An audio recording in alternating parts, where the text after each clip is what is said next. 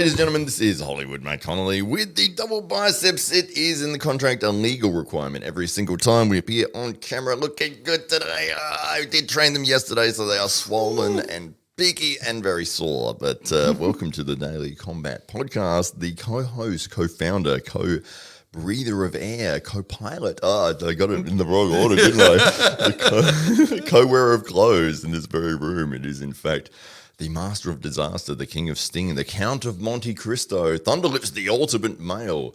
It is, in fact, the winner of the Dave Stockbridge of the Year award. There it is there, the illustrious trophy held by the illustrious man with the beard who has already put his nomination in for this year.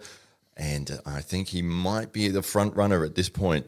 So welcome. It's looking good. Dave Stockbridge to your own show and your own podcast studio. Well, thank you very much for that very, very warm welcome. And I think you're accrediting the podcast to me just a little bit more than what you need to there. You're my co-pilot, my co-breather of air, co-wearer of clothes, T-shirts in this case. But it's mate, it's always good to be with you. And what a big week it's been in the world of arm wrestling. Yeah, absolutely. Arm wrestling and for yourself, we had a big weekend. We'll talk about that. Oh yeah. Do you want to go? We start with that, or do you want to start with the arm wrestling? Oh, I don't know. Let's go. Let's start with that. And we'll ease our way into the world of arm wrestling. All right. So this is your entree, your combat sports entree. That's right. Right. So we did have the Pride Fight Series number 4 on Saturday night. Yeah, and what an event it was. There was I thought they had 2 events almost. There was the amateur card on earlier in the day, and I think they had like 14 fights. And then we had the professional show on with 11 fights. So there's 25 Muay Thai fights in one day, Crazy. one event. Amazing. Yeah, Carly Gangell and her whole crew there that put on the event. Spectacular show. You were the ring announcer for the professional show. For the main event, Yeah, absolutely. How did you feel everything went? Oh, well, one, Carly puts on an incredible show and a spectacular venue, an old historic mill, which is now being converted into an event space by the City of Port Adelaide Enfield, who really did get behind this event and support it really well.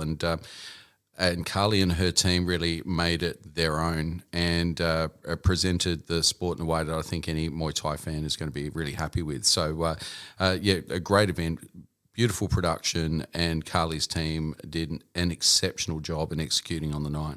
Absolutely, yeah. I mean, it ran flawlessly. I mean, apart from there was one moment where the ring did break, but they fixed that within like 5 minutes. Well, the guys just leapt up. There was like 30 guys just leapt out of the crowd. Where did they come from? They all had the perfect size bolts and everything. Oh, it was amazing, wasn't it? It was like a pit stop in a Formula One race. It was just bang. Everybody was up there, and minutes later we were all back on schedule. And all credit to the crew. They did a spectacular job on the night and made sure that everything ran smoothly. And the sight, the sound, the crowd were fantastic. You know, there was a great feeling in the room. And in talking to some of the fighters after, as you would have, you know, people could feel that. You know, it was a great energy in the room on Saturday night.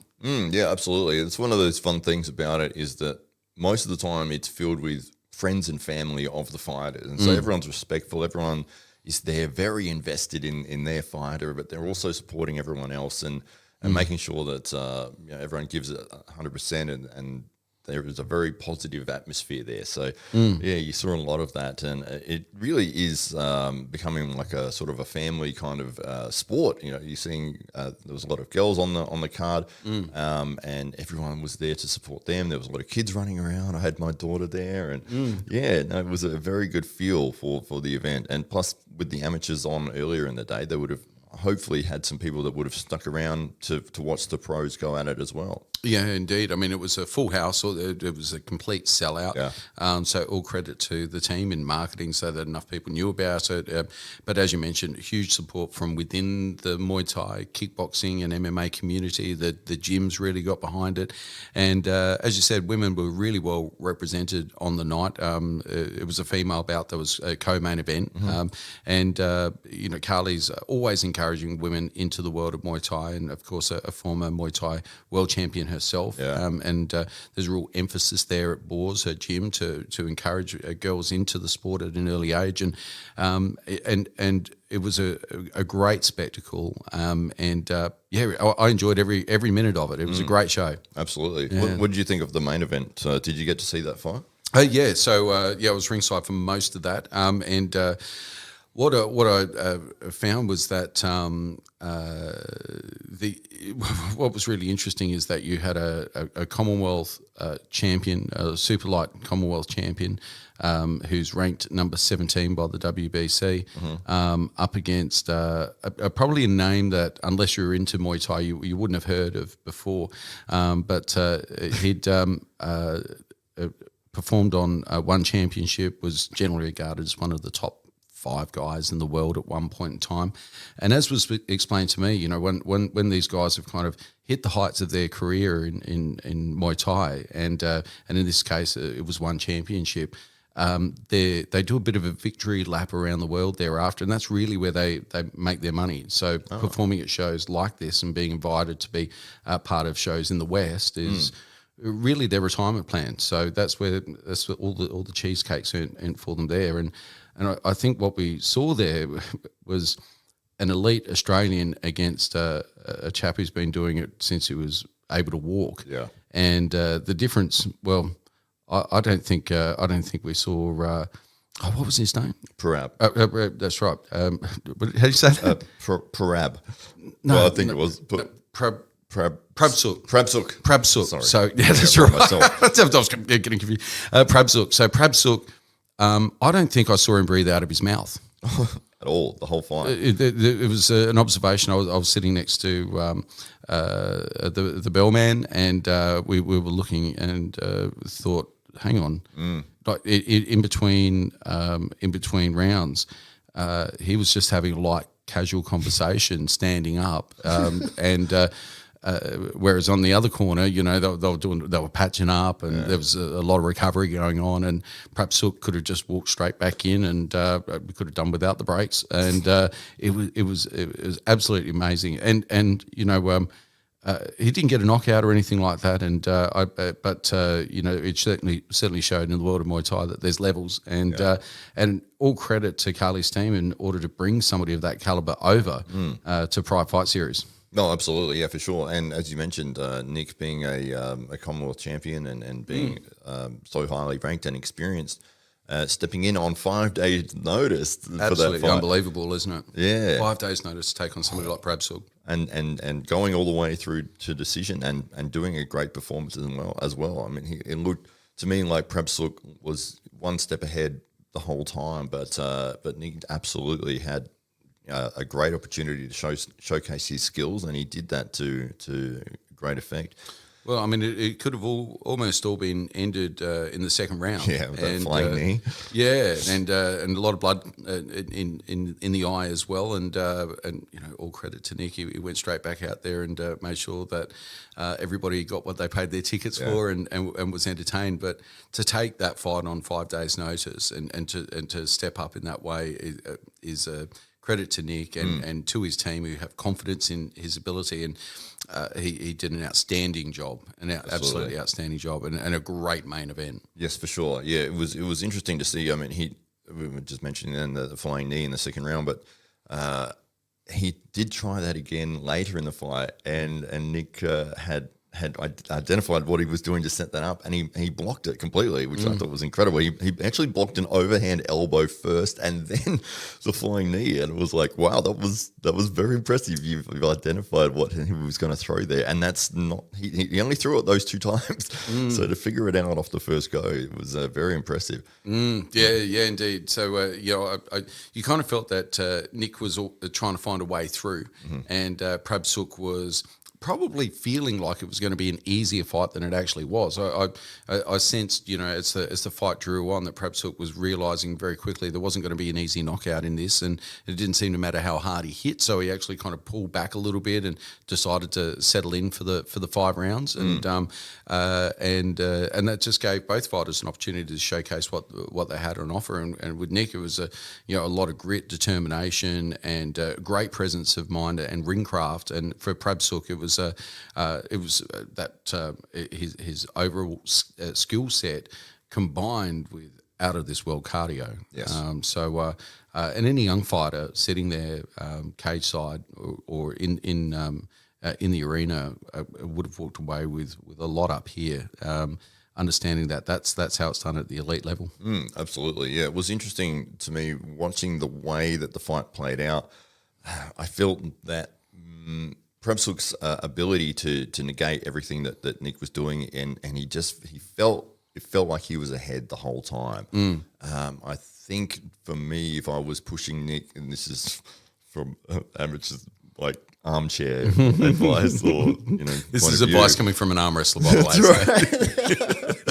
way. Right. With somebody who's that much high level skill, elite skill, and they're so used to seeing the same kicks and the same punches and setups and everything coming at you, it almost feels like you've got to be unconventional and you've got to turn that fight into a brawl to actually land something. Because this guy, he's moving like he's done this a billion times. He's rolling. You've seen that kick. Yep. And even when shots did land, that he was rolling away from them. So it was very much, it felt like a 1-2 stop. 1-2 stop, one kick, stop, one punch, stop. I think if there was flurries of 6-7 punches, and you are leaving yourself vulnerable to getting knocked out in those situations, but it feels like that's probably the only way you're really going to confuse this guy to the point where it's like, he can see the first 4 and knows what to do and easily counters them, but then the 5th, maybe that's the one that lands, or the 7th or whatever. Yeah. So as again from an armchair expert opinion, I just feel that it looked to me like Nick was doing fantastically with his skill set. He was defending well, and he was pressuring and he was attacking. He was definitely doing that. That's right, but he was going to very obviously lose the decision. To me, like after the first round, it was like, if you keep doing what you're doing, I think it's going to end in a decision loss for you. Yeah. If you want to win this fight as a knockout, you're going to have to caution to the wind and just throw everything and throw, these crazy wild combinations turning into a brawl. I think that's the only path to victory there. Yeah.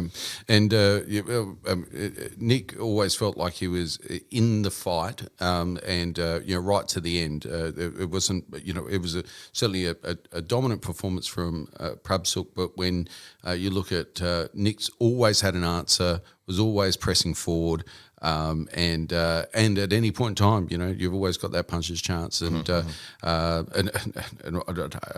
certainly not denigrating Nick and saying that was his chance, but he was always in it, and anything could have happened right to the end because he kept being in good positions.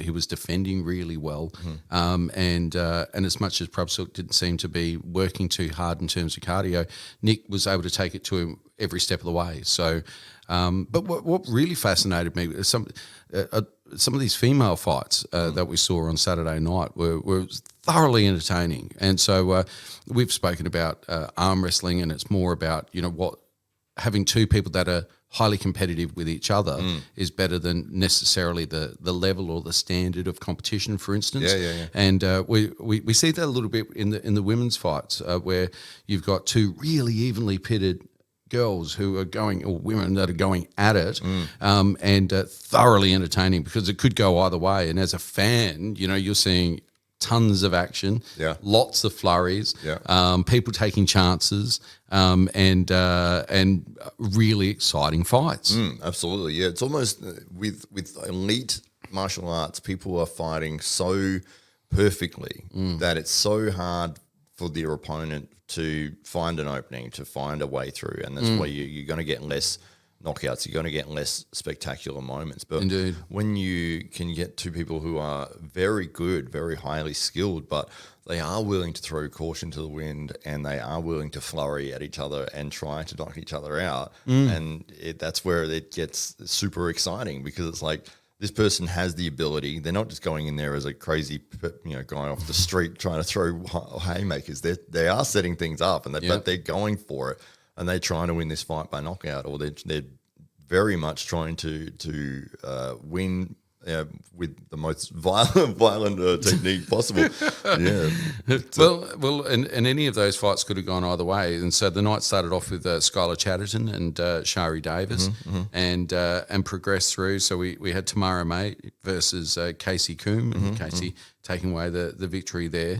And then one of the standout female performances of the night came from Kayla Nassis and Penny Godfrey. So that was one of the fights of the night. And Penny walking away with the victory, one of our favourites here on the podcast, of course. Yeah. Penny's graced us with her presence on a couple of occasions and really growing as a fighter. So we've now seen Penny turn out on several occasions, and every time she's showing us just something more of her potential. Absolutely, yeah. She is restricted because of her height, being a shorter female.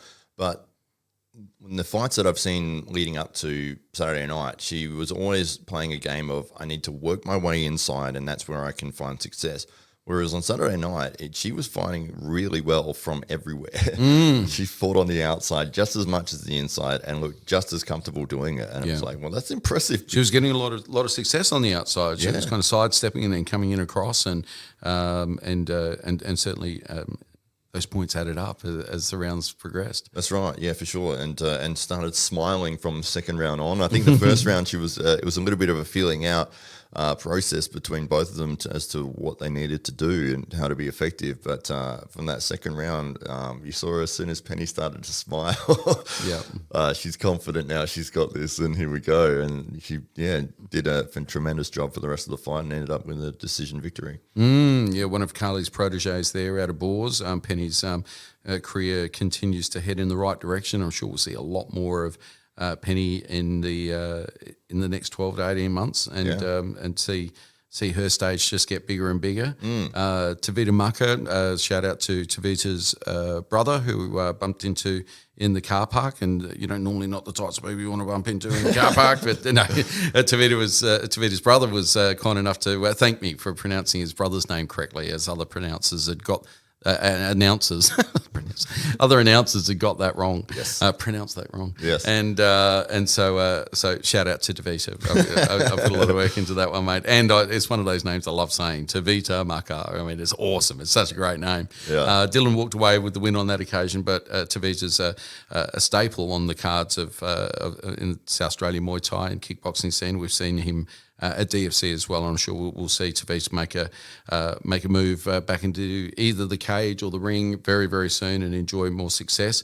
But Dylan, all the way from Bones MMA in Victoria, walked away with the victory on that occasion.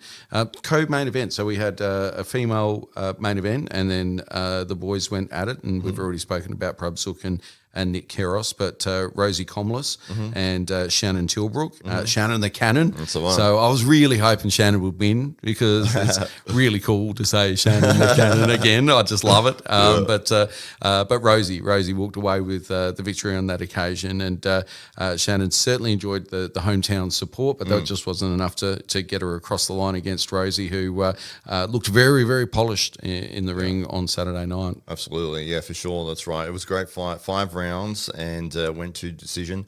It did look like Shannon was pressuring the whole time, moving forwards, throwing a lot of punches, a lot of kicks, a lot of side roundhouse sort of kicks. But Rosie was picking her moments, and everything she threw was just snappy and crisp and like landed with power. And it was sort of like that one that she threw and landed, was almost negating the 10 previous ones that Shannon might have thrown that were sort of half blocked or, had half landed, and then you hear whack, and it's like, that was all right. It was a casual observation, and there may be nothing to this at all, but, occasionally you just see an athlete and it's not their night, and for whatever reason, it seems Shannon's timing wasn't quite there. She didn't seem quite comfortable in herself. When striking and setting things up, it didn't seem to be moving as smoothly as it normally would for Shannon in the ring on Saturday night. And I guess when you're up against an opponent like Rosie Comlis, you just can't afford to make any mistakes. And Shannon, unfortunately, wasn't able to make up for it. wasn't able to take home the chocolates, but a spectacular main event nonetheless. And then the boys came and took it home, and of course Prabhsuk walking away with I think that's victory 71. So 71 victories, 18 losses, and 2 draws is Prabhsuk's professional record. So you can imagine how many hundreds of fights he would have had as an amateur back in Thailand, or that just weren't counted. Prabhsuk,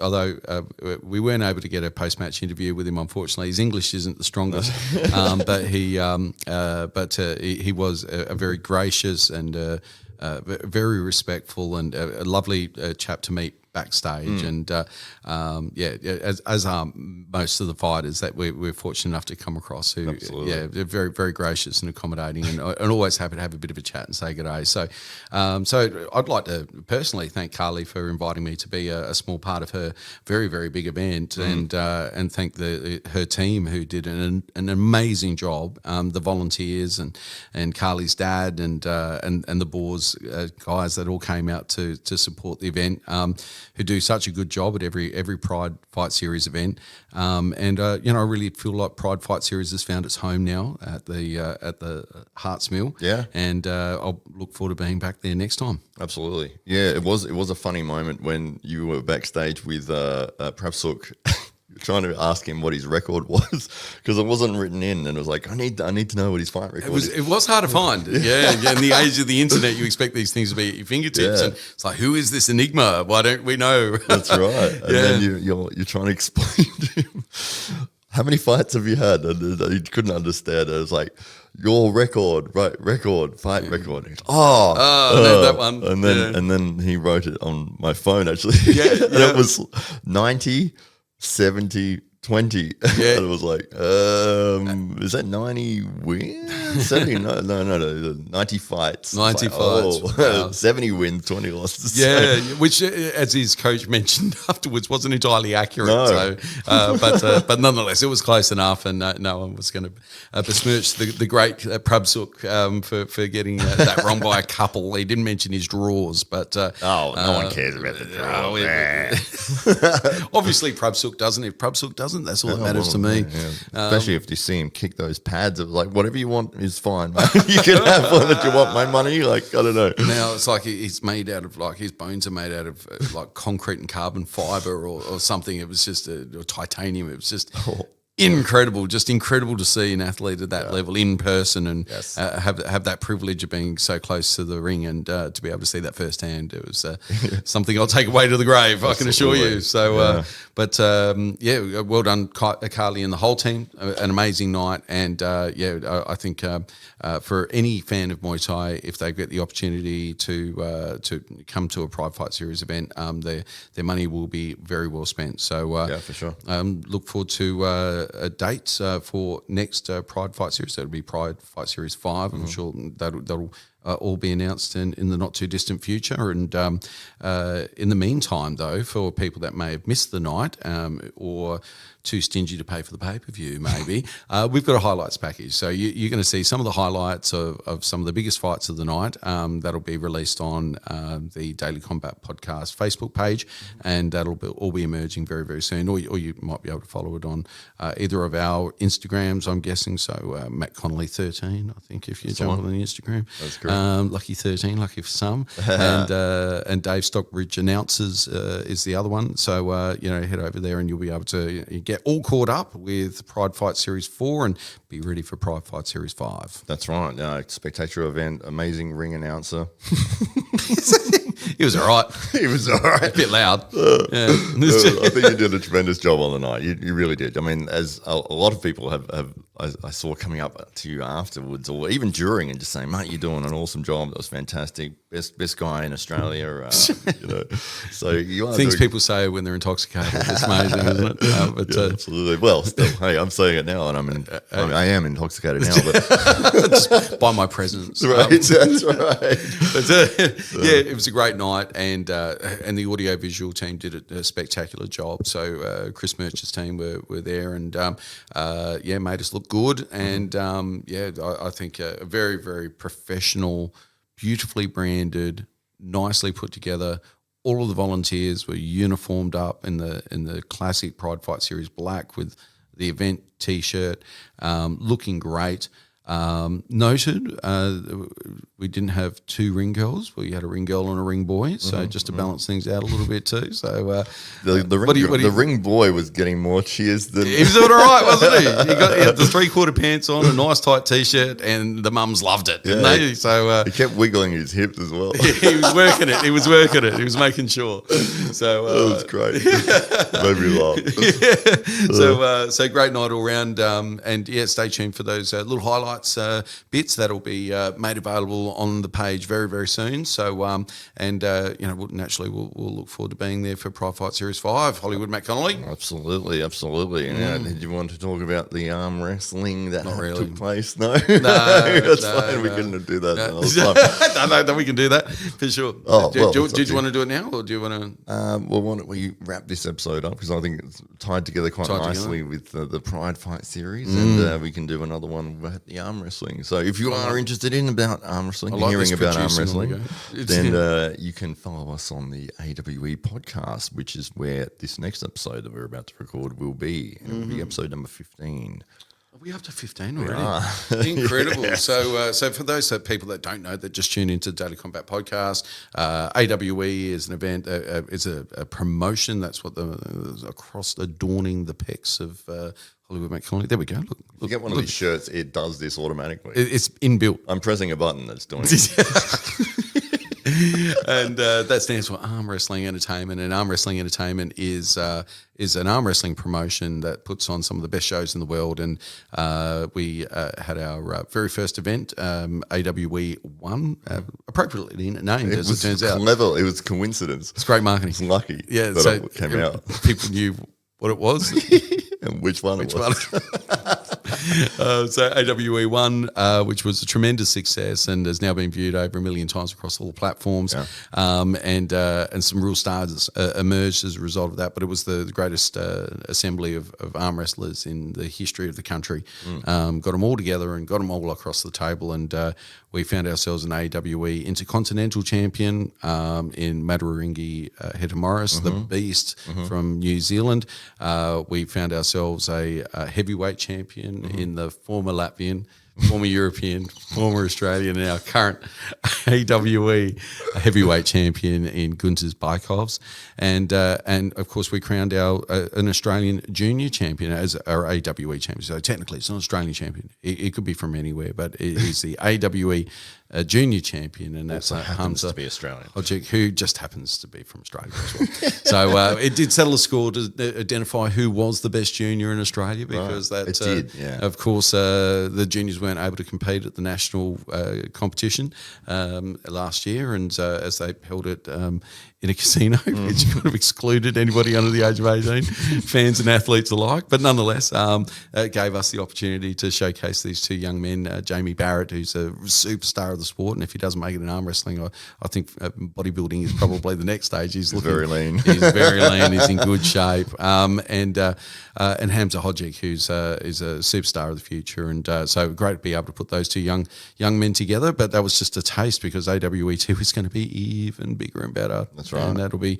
staged at the Adelaide Oval on the 2nd of July, Australian time, 1st of July, US time. And, of course, we'll keep you updated with more details. But that's what we're talking about on the AWE podcast, the behind the scenes, because Matt's quite the matchmaker. He knows all what's going on in the background. He's right on all of that stuff. And so